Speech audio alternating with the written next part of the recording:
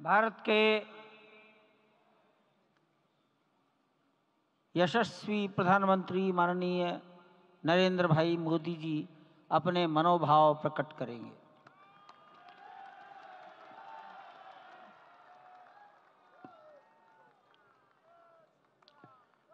सियावर रामचंद्र की जय। सियावर रामचंद्र की जय। श्रद्धेय मंच, सभी संत एवं ऋषिगण, यहाँ उपस्थित और विश्व के कोने कोने में हम सबसे साथ जुड़े हुए सभी राम भक्त, आप सबको प्रणाम, आप सबको राम राम।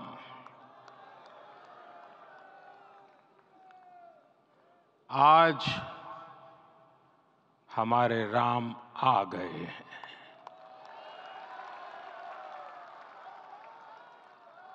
सदियों की प्रतीक्षा के बाद हमारे राम आ गए हैं। सदियों का अभूतपूर्व धैर्य, अनगिनत बलिदान, त्याग और तपस्या के बाद हमारे प्रभु राम आ गए हैं। इस शुभ घड़ी की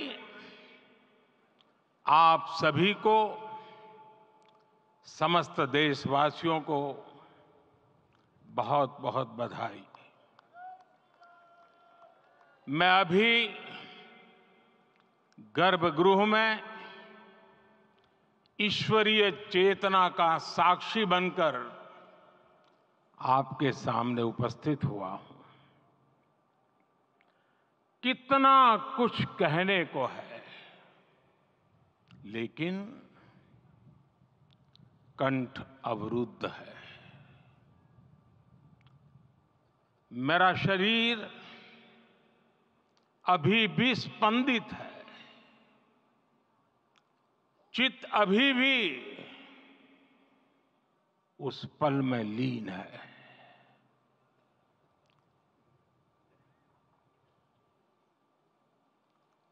हमारे रामलला अब टेंट में नहीं रहेंगे।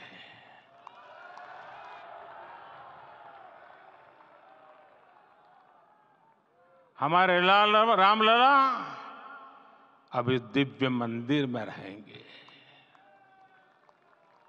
मेरा पक्का विश्वास है, अपार श्रद्धा है कि जो घटित हुआ है, इसकी अनुभूति देश के, विश्व के कोने कोने में राम भक्तों को हो रही होगी। ये क्षण अलौकिक है, ये पल पवित्रतम है। ये माहौल, ये वातावरण, ये ऊर्जा, ये घड़ी प्रभु श्री राम का हम सब पर आशीर्वाद है। 22 जनवरी 2024 का ये सूरज एक अद्भुत आभा लेकर आया है। 22 जनवरी 2024 ये कैलेंडर पर लिखी एक तारीख नहीं, ये एक नए काल चक्र का उद्गम है।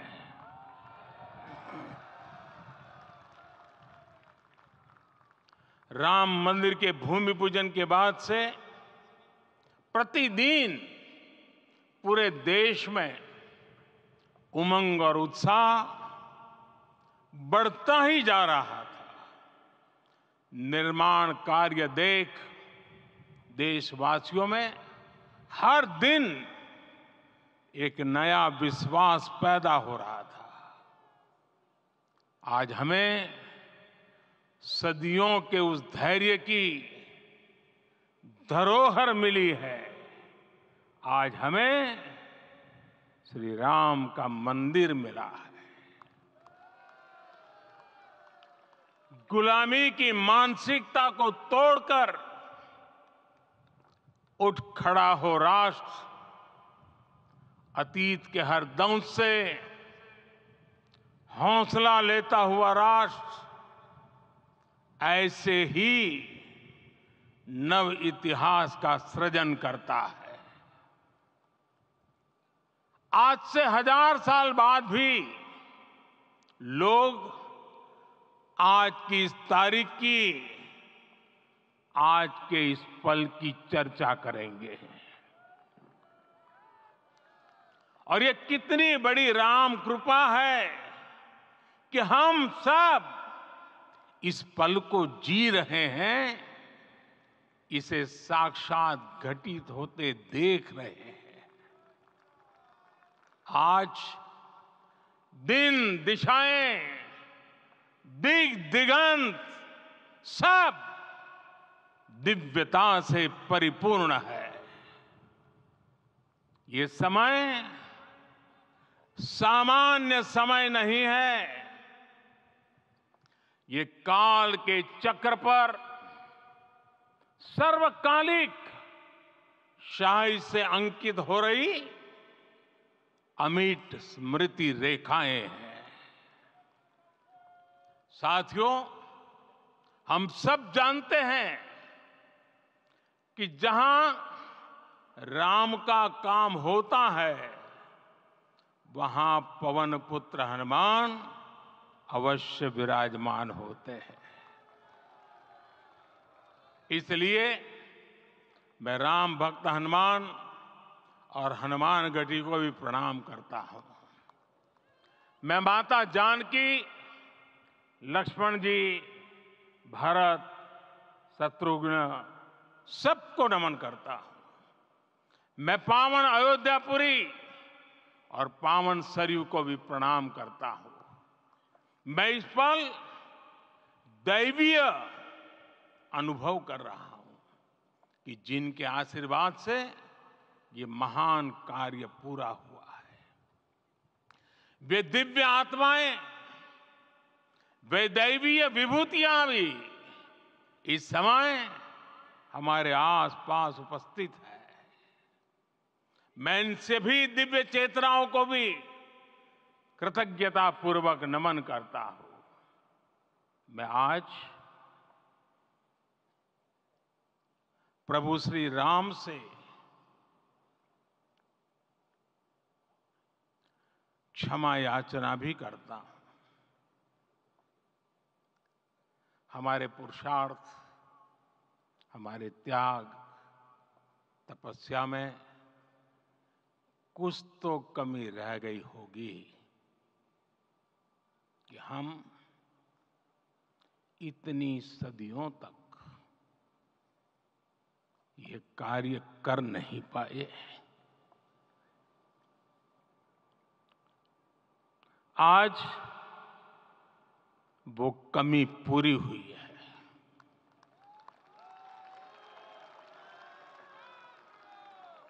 मुझे विश्वास है प्रभु राम आज हमें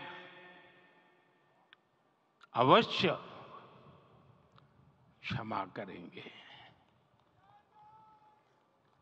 मेरे प्यारे देशवासियों, त्रेता में राम आगमन पर पूज्य संत तुलसीदास जी ने लिखा है, प्रभु बिलो की हर से पुरबासी, जनित वियोग विपत्ति समनासी। अर्थात प्रभु का आगमन देकर ही सब अयोध्यावासी, समग्र देशवासी हर्ष से भर गए। लंबे वियोग से जो आपत्ति आई थी, उसका अंत हो गया। उस कालखंड में तो वो वियोग केवल 14 वर्षों का था। तब भी इतना असह्य था। इस युग में तो अयोध्या और देशवासियों ने सैकड़ों वर्षों का वियोग सहा है। हमारी कई कई पीढ़ियों ने वियोग सहा है। भारत के तो संविधान में उसकी पहली प्रति में भगवान राम विराजमान है। संविधान के अस्तित्व में आने के बाद भी दशकों तक प्रभु श्री राम के अस्तित्व को लेकर कानूनी लड़ाई चली। मैं आभार व्यक्त करूंगा भारत की न्यायपालिका का, जिसने न्याय की लाज रख ली।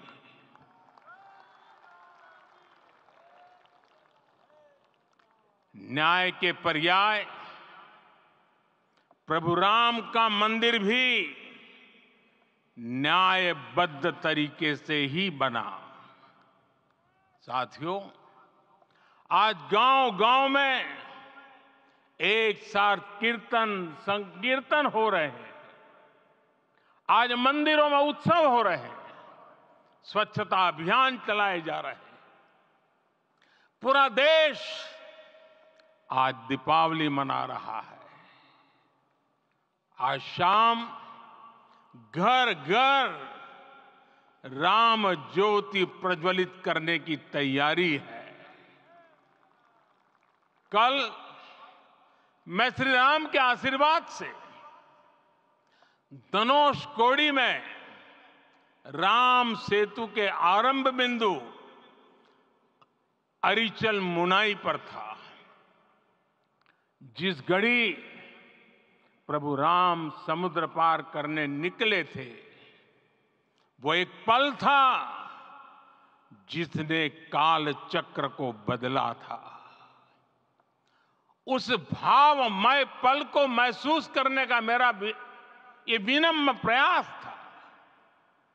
वहां पर मैंने पुष्प वंदना की। वहां मेरे भीतर एक विश्वास जगा कि जैसे उस समय काल चक्र बदला था, उसी तरह अब काल चक्र फिर बदलेगा और शुभ दिशा में बढ़ेगा। अपने 11 दिन के व्रत अनुष्ठान के दौरान मैंने उन स्थानों का चरण स्पर्श करने का प्रयास किया जहां प्रभु राम के चरण पड़े थे। चाहे वो नासिक का पंचवटी धाम हो, केरला का पवित्र त्रिपायर मंदिर हो, आंध्र प्रदेश में लेपाक्षी हो, श्रीरंगम में रंगनाथ स्वामी मंदिर हो, रामेश्वरम में श्री रामनाथ स्वामी मंदिर हो, या फिर धनुषकोडी। मेरा सौभाग्य है कि इसी पुनीत पवित्र भाव के साथ मुझे सागर से सरयू तक की यात्रा का अवसर मिला। सागर से सरयू तक हर जगह राम नाम का वही उत्सव भाव छाया हुआ है। प्रभु राम तो भारत की आत्मा के कण कण से जुड़े हुए हैं। राम भारतवासियों के अंतर मन में विराजे हुए हैं। हम भारत में कहीं भी किसी की अंतरात्मा को छुएंगे तो इस एकत्व की अनुभूति होगी और यही भाव सब जगह मिलेगा।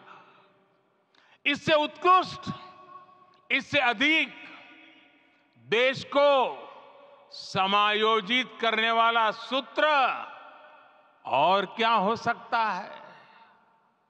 मेरे प्यारे देशवासियों, मुझे देश के कोने कोने में अलग अलग भाषाओं में रामायण सुनने का अवसर मिला है, लेकिन विशेषकर पिछले 11 दिनों में रामायण अलग अलग भाषा में अलग राज्यों से मुझे विशेष रूप से सुनने का मौका मिला। राम को परिभाषित करते हुए ऋषियों ने कहा है, रमन्ते यस्मिन् इति रामः, अर्थात जिसमें रम जाए वही राम है। राम लोक की स्मृतियों में, पर्वत से लेकर परंपराओं में सर्वत्र समाये हुए हैं। हर युग में लोगों ने राम को जिया है। हर युग में लोगों ने अपने अपने शब्दों में अपनी अपनी तरह से राम को अभिव्यक्त किया है। और ये राम रस जीवन प्रवाह की तरह निरंतर बहता रहता है। प्राचीन काल से भारत के हर कोने के लोग राम रस का आचमन करते रहे हैं। राम कथा असीम है और रामायण भी अनंत है। राम के आदर्श, राम के मूल्य, राम की शिक्षाएं सब जगह एक समान है। प्रिय देशवासियों, आज इस ऐतिहासिक समय में देश उन व्यक्तित्वों को भी याद कर रहा है जिनके कार्य और समर्पण की वजह से आज हम ये शुभ दिन देख रहे हैं। राम के इस काम में कितने ही लोगों ने त्याग और तपस्या की पराकाष्ठा करके दिखाई है। उन अनगिनत राम भक्तों के, उन अनगिनत कार सेवकों के और उन अनगिनत संत महात्माओं के हम सब ऋणी हैं। साथियों, आज का ये अवसर उत्सवता का क्षण तो है ही, लेकिन इसके साथ ही यह क्षण भारतीय समाज की परिपक्वता के बोध का भी क्षण है। हमारे लिए ये अवसर सिर्फ विजय का नहीं, विनय का भी है। दुनिया का इतिहास साक्षी है कि कई राष्ट्र अपने ही इतिहास में उलझ जाते हैं। ऐसे देशों ने जब भी अपने इतिहास की उलझी हुई गांठों को खोलने का प्रयास किया, उन्हें सफलता पाने में बहुत कठिनाई आई, बल्कि कई बार तो पहले से ज्यादा मुश्किल परिस्थितियां बन गई।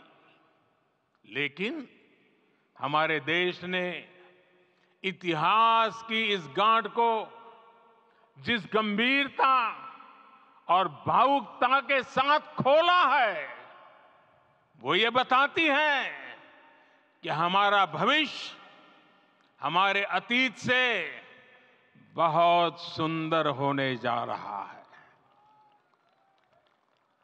वो भी एक समय था जब कुछ लोग कहते थे कि राम मंदिर बना तो आग लग जाएगी। ऐसे लोग भारत के सामाजिक भाव की पवित्रता को नहीं जान पाए। रामलला के इस मंदिर का निर्माण भारतीय समाज के शांति, धैर्य, आपसी सद्भाव और समन्वय का भी प्रतीक है। हम देख रहे हैं ये निर्माण किसी आग को नहीं, बल्कि ऊर्जा को जन्म दे रहा है। राम मंदिर समाज के हर वर्ग को एक उज्जवल भविष्य के पथ पर बढ़ने की प्रेरणा लेकर आया है। मैं आज उन लोगों से आह्वान करूंगा, आइए आप महसूस कीजिए अपनी सोच पर पुनर्विचार कीजिए। राम आग नहीं है, राम ऊर्जा है। राम विवाद नहीं, राम समाधान है। राम सिर्फ हमारे नहीं है, राम तो सबके हैं। राम वर्तमान नहीं, सिर्फ वर्तमान ही नहीं, राम अनंत काल है। साथियों, आज जिस तरह राम मंदिर प्राण प्रतिष्ठा के इस आयोजन से पूरा विश्व जुड़ा हुआ है, उसमें राम की सर्वव्यापकता के दर्शन हो रहे हैं। जैसा उत्सव भारत में है, वैसा ही अनेक देशों में है। आज अयोध्या का यह उत्सव रामायण की उन वैश्विक परंपराओं का भी उत्सव बना है। रामलला की ये प्रतिष्ठा वसुधैव कुटुंबकम के विचार की भी प्रतिष्ठा है। साथियों, आज अयोध्या में केवल श्री राम के विग्रह रूप की प्राण प्रतिष्ठा नहीं हुई है, ये श्री राम के रूप में साक्षात भारतीय संस्कृति के प्रति अटूट विश्वास की भी प्राण प्रतिष्ठा है। ये साक्षात मानवीय मूल्यों और सर्वोच्च आदर्शों की भी प्राण प्रतिष्ठा है। इन मूल्यों की, इन आदर्शों की आवश्यकता आज संपूर्ण विश्व को है। सर्वे भवन्तु सुखिनः, ये संकल्प हम सदियों से दोहराते आए हैं। आज उसी संकल्प को राम मंदिर के रूप में साक्षात आकार मिला है। ये मंदिर मात्र एक देव मंदिर नहीं है, ये भारत की दृष्टि का, भारत के दर्शन का, भारत के दिग्दर्शन का मंदिर है। ये राम के रूप में राष्ट्र चेतना का मंदिर है।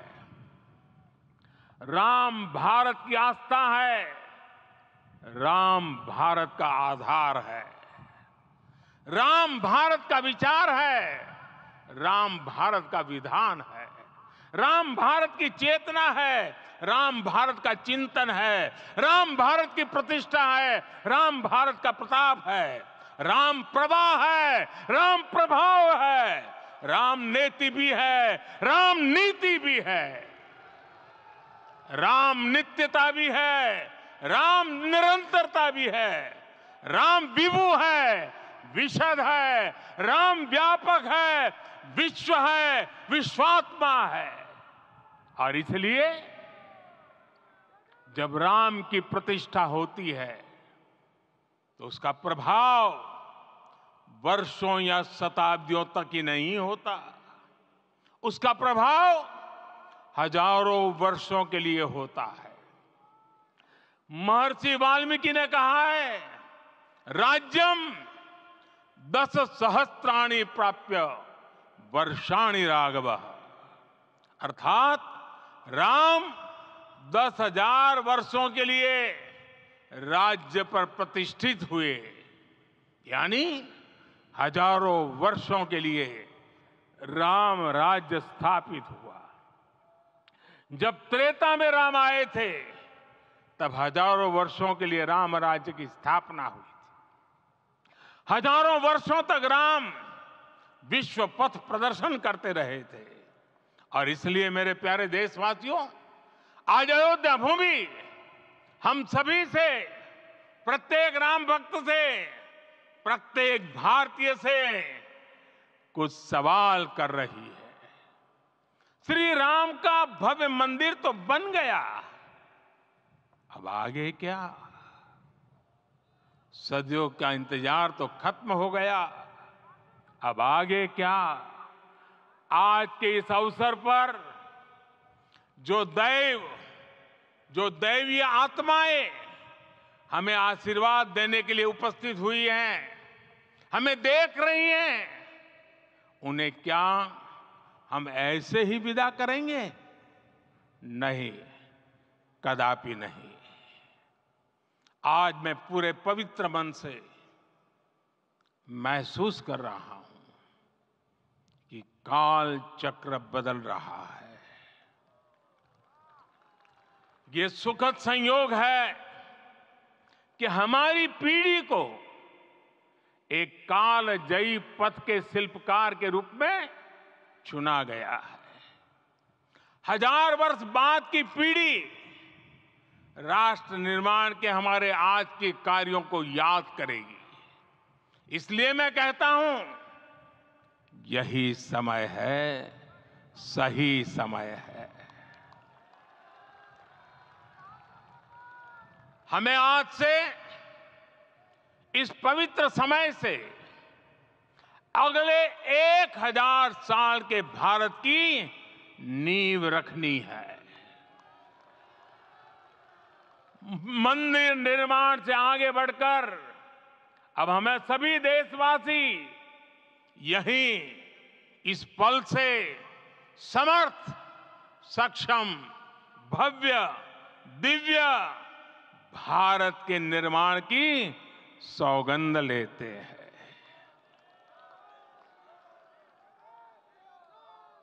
राम के विचार मानस के साथ ही जनमानस में भी हो, यही राष्ट्र निर्माण की सीढ़ी है। साथियों, आज के युग की मांग है कि हमें अपने अंतःकरण को विस्तार देना होगा। हमारी चेतना का विस्तार देव से देश तक, राम से राष्ट्र तक होना चाहिए। हनुमान जी की भक्ति, हनुमान जी की सेवा, हनुमान जी का समर्पण, ये ऐसे गुण हैं जिन्हें हमें बाहर नहीं खोजना पड़ता।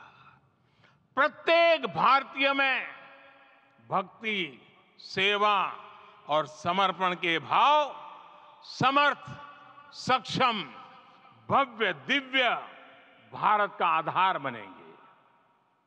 और यही तो है देव से देश और राम से राष्ट्र की चेतना का विस्तार। दूर सुदूर जंगल में, कुटिया में जीवन गुजारने वाली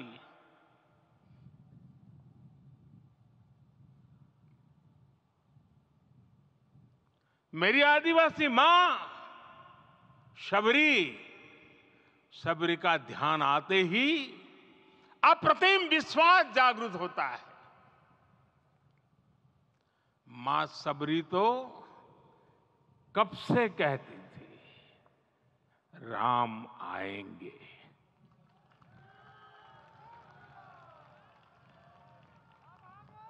प्रत्येक भारतीय में जन्मा यही विश्वास समर्थ, सक्षम, भव्य भारत का आधार बनेगा। और यही तो है देव से देश और राम से राष्ट्र की चेतना का विस्तार। हम सब जानते हैं कि निषाद राज की मित्रता सभी बंधनों से परे है। निषाद राज का राम के प्रति सम्मोहन, प्रभु राम का निषाद राज के लिए अपनापन कितना मौलिक है। सब अपने हैं, सभी समान है।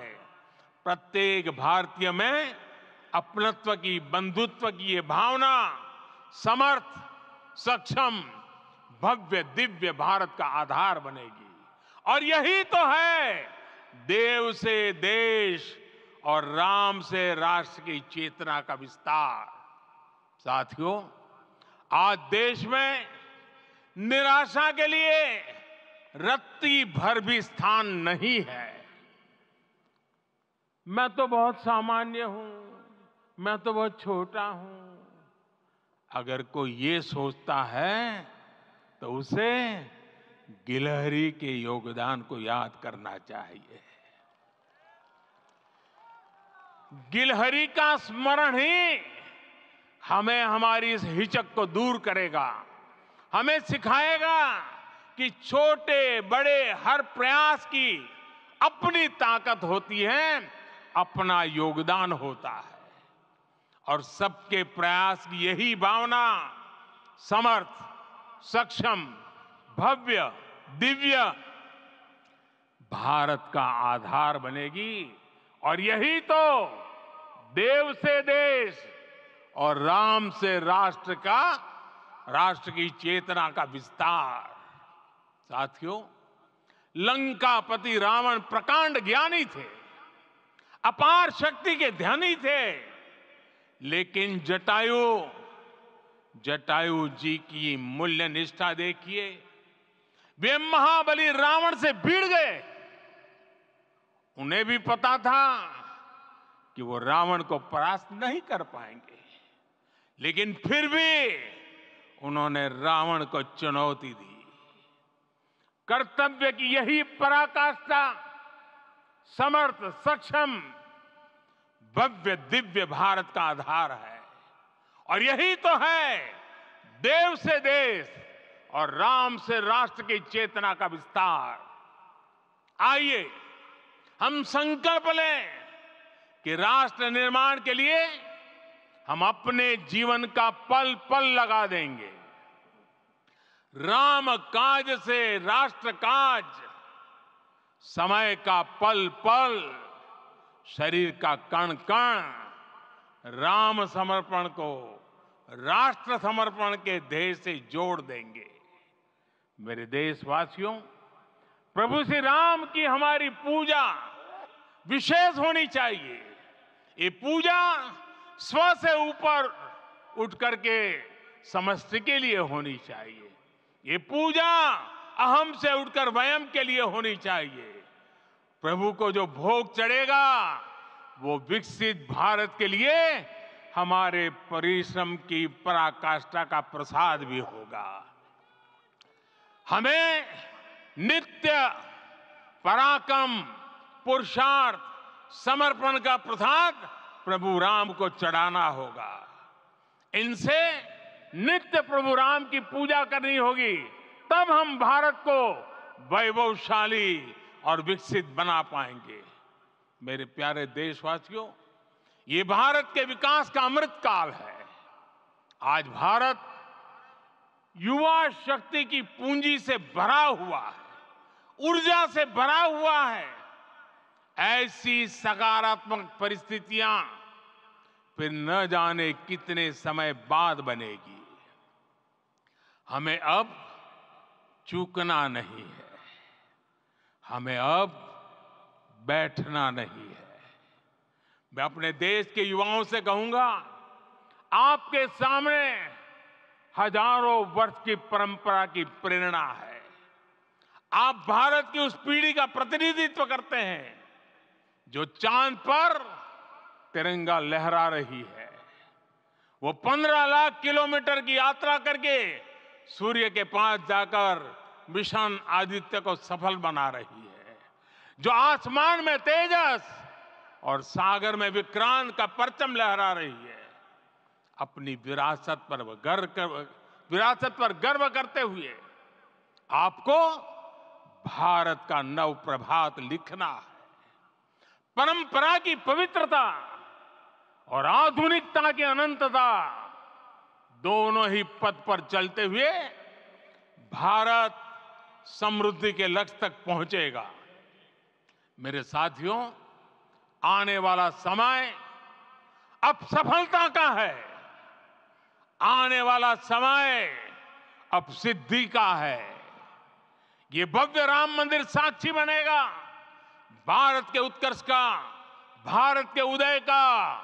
ये भव्य राम मंदिर साक्षी बनेगा भव्य भारत के अभ्युदय का, विकसित भारत का। ये मंदिर सिखाता है कि अगर लक्ष्य सत्य प्रमाणित हो, अगर लक्ष्य सामूहिकता और संगठित शक्ति से जन्मा हो, तब उस लक्ष्य को प्राप्त करना असंभव नहीं है। ये भारत का समय है और भारत अब आगे बढ़ने वाला है। शताब्दियों की प्रतीक्षा के बाद हम यहां पहुंचे हैं। हम सब ने इस युग का, इस कालखंड का इंतजार किया है। अब हम रुकेंगे नहीं, हम विकास की ऊंचाई पर जाकर ही रहेंगे। इसी भाव के साथ रामलला के चरणों में प्रणाम करते हुए आप सभी को बहुत बहुत शुभकामनाएं। सभी संतों के चरणों में मेरे प्रणाम। सियावर रामचंद्र की, सियावर रामचंद्र की, सियावर रामचंद्र की।